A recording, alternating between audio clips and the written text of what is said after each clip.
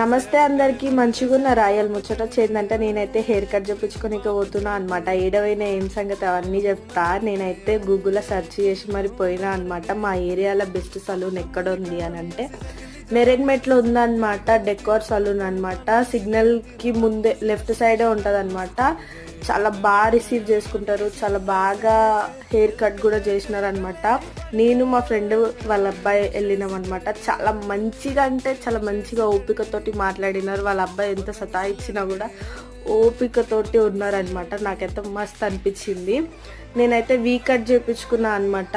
నా hair curly ఉండడం వల్ల నేను వీ కట్ చేసినట్టు కూడా కనిపిస్తలే, హెయిర్ కట్ చేసినట్టు కూడా కనిపిస్తలేదన్నమాట.